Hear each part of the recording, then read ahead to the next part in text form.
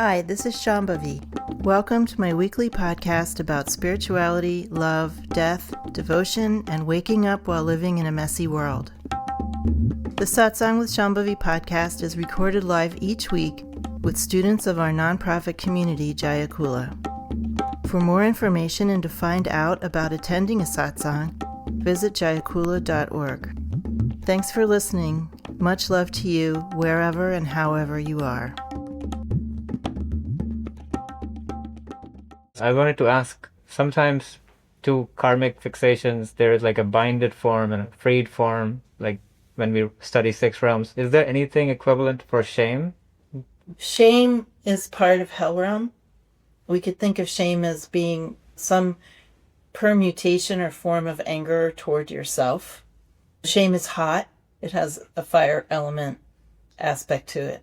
It's a wisdom that is giving rise to a contracted version of itself. So the wisdom that is giving rise to anger is clarity, which is related to fire element and seeing things very clearly.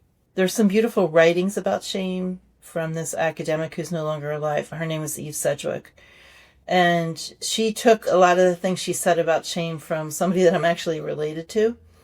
But basically, the way that shame operates is that you're really in an open condition and you're looking at someone, usually a caretaker, and you're in a state of open and giving and ready to receive. And then you receive a response that you're not expecting, that is shaming. You receive a response that's repelling you in some way.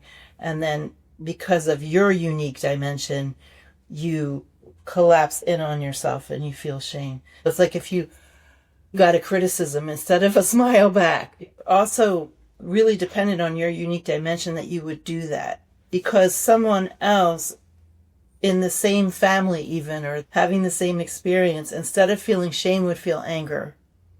You can see there the relationship between shame and anger. Like shame is kind of something that anger does when it collapses.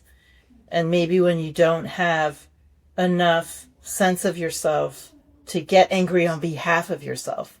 So that's why I often say to people who feel a lot of shame, get angry instead. Find your anger, because that's like the more healthy, alive version of shame. It's the part of shame that's not blaming yourself. It has more clear seeing. The response is going toward what it should be going toward, rather than getting turned in on you. And part of the reason it gets turned in also, I mean, aside from everybody's unique dimension just causing different reactions and responses, is that it is dangerous to be angry at a parent. And it can be more dangerous in certain situations than in others. For instance, if your parent is going to give you a very aggressive response if you're angry, that's too scary to be angry. Or if you're really afraid of abandonment, if you have something going on that you're predisposed to fearing abandonment, then to get angry at a parent risks abandonment. And so that becomes very scary. And so you'd rather turn it in, basically take the blame. I got this response because of something about me, and there's something hateful about me. It's not about the other person. That actually becomes like a safer response than saying, hey, you're being a jerk. Obviously, a little baby couldn't do that, but whatever the equivalent might be to get angry. I've gone back to therapy at 50 and having a different experience with that, and also being in this tradition at the same time. I've been wondering like how to hold both of those things, like working with ordinary kind of revelations about patterns that I have, that I can see where they came from, and then also knowing that really kind of the bigger unwinding is this. First of all, you don't have to worry too much about it, because the bigger tenet of this tradition is just you do what works. Just use whatever works. And this has been emphasized by every teacher that I've had. In that sense, you don't really need to worry about it too much. But on the other hand, what you just said about it's noticing patterns and you can find out where they came from, you actually can't. So that's the part where I think it's good to remember the view, even in the context of talk therapy, because any explanation that you're going to give or discover for why you have these patterns is going to be exceptionally partial. You can see how a pattern was perpetuated in this life, but that is probably not the origin of it. In a sense, that lets you off the hook. If you don't know who to blame, you don't have to blame anybody. That's like one choice. The choice of, I don't know where it came from, I'm just going to try to deal with it now, is, in a sense, more relaxing, I think, anyway. It's just more relaxing. Then there's the whole kind of human realm thing of like explaining something is going to make you feel better about it. Well, if you're into that, it will. And that's what it means by picking up tools. If they work for you, it's fine. If you feel a sense of relief of some sort by having a story about how something came to be, that's fine. But I would still want you to recognize how temporary that is. My experience of just working with my own patterns and with those of students is it very often can be known or discerned that these things are repeating over multiple lifetimes. There's things working themselves out over a much longer period of time than just one lifetime. And I find that kind of relaxing and horrifying at the same time. Because it just takes so long. I like to tell that story about how I had this dream where I was standing in a receiving line for this Dakini, and she was coming through this crowd. The crowd was making way for her, and everybody was bowing like this as she was walking through this crowd. And when she got to me, she stopped, and she took my face in her hands, and she put her forehead on my forehead, and she said, "Oh, you finally made it back." I was like, oh my God, how many lifetimes have I been gone? So that's kind of horrifying. But at the same time, it also is relaxing because it means we have more time.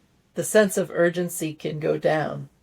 And of course, especially in Buddhist traditions, there's this urgency that's often communicated to students. You know, you're going to die and you better do everything you can before you die. In this tradition, it's more of a ridiculous promise. It's more of the optimism, you can be enlightened in one lifetime. And of course, that is utterly ridiculous. And it's evidenced by all of us. I mean, if that were true, if since the inception of these traditions millennia ago, it was possible to be enlightened in one lifetime, where are all these enlightened people? There's certain things that people say in these kinds of traditions that it's like, it's evidence that they're not looking up from their books or their prayer mat and just looking around at people. Like that whole thing about it's hard to get a human birth. Seriously? It seems like they let just about anybody in today.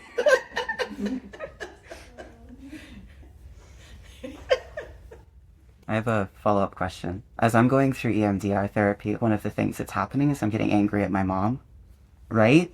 It's been a long time of not being angry at her. Yeah. And how does that interact with this kind of conversation? Like, yes, get angry so it externalizes the shame, but I see the stories of blame in there too. Well, you'll get over them. This is one of the bitter medicines that is talked about in the Vijnana Bhairava Tantra, that when we really understand that everything is God showing up this way, there is no one to blame for anything. That's a hard one, right? So while you're experiencing blame, just keep that in mind. Again, do not fake anything.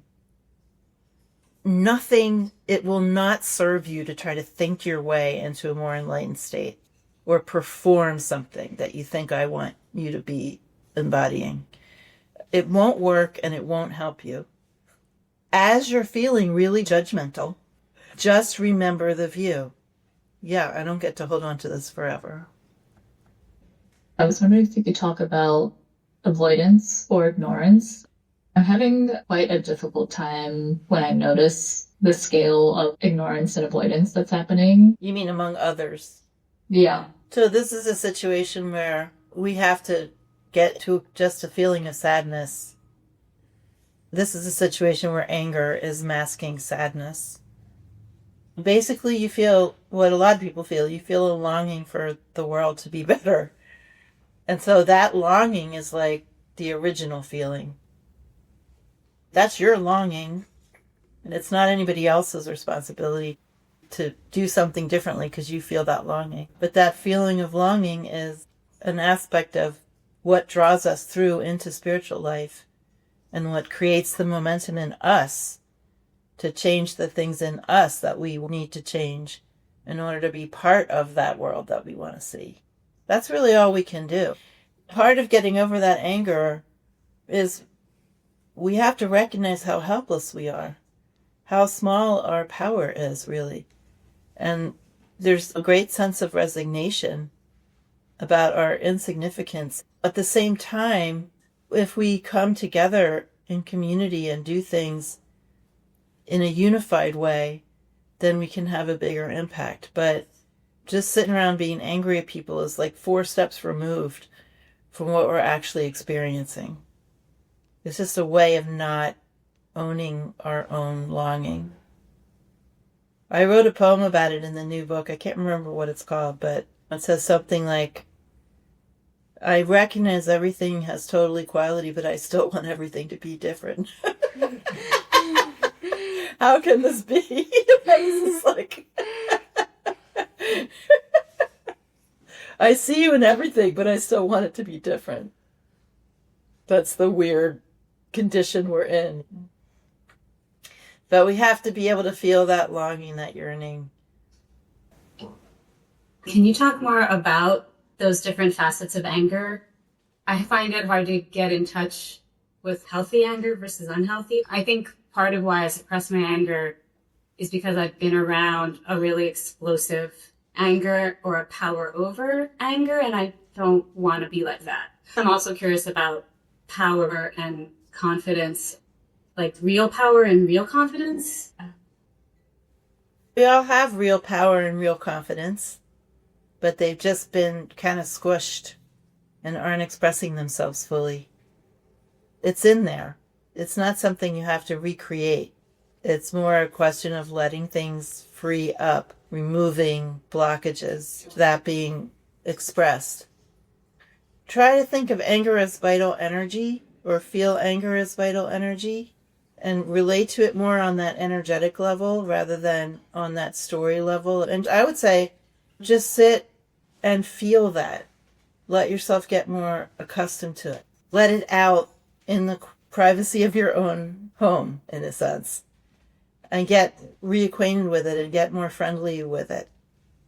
It's not possible to have a description of what enlightened anger looks like and then sort of follow along like some set of rules. That's not really how it works. But you could remake friends with anger and feel it, feel the qualities of it. Then it might start to come out more naturally. Any anger that's more healthy is not going to sit around and become chronic resentment or chronic complaining about other people or chronic trying to undermine other people. It's just not going to do that. More healthy anger is going to address a situation. It's going to be skillful. It's going to cut through something very quickly, and then it's going to dissipate.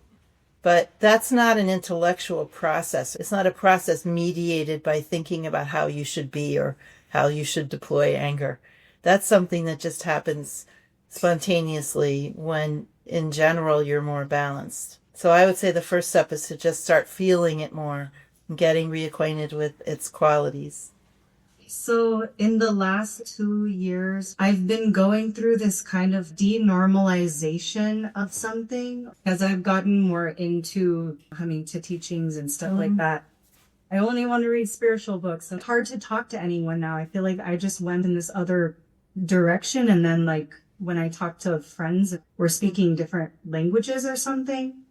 And I don't really know what to do with that. Well, the really wonderful thing about that is that eventually, the same thing that is making you feel estranged from your friends is going to enable you to talk to anybody.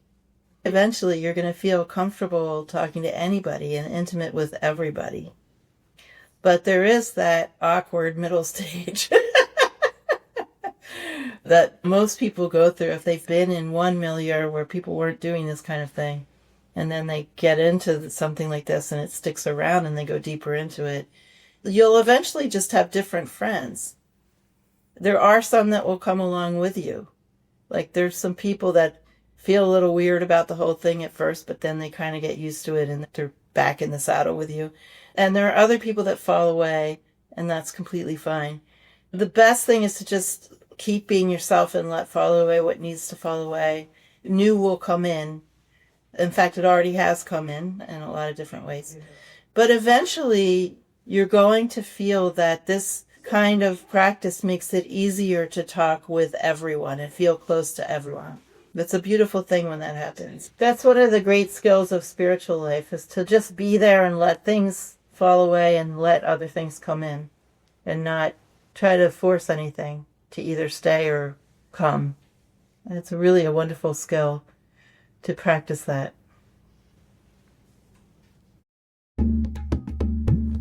Satsang with Shambhavi is produced by Jaya Kula, a nonprofit community offering opportunities to learn and practice in the direct realization traditions of Trika Shaivism and Dzogchen.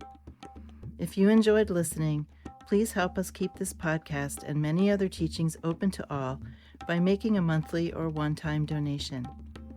Visit jayakula.org to make a donation and explore more of our offerings.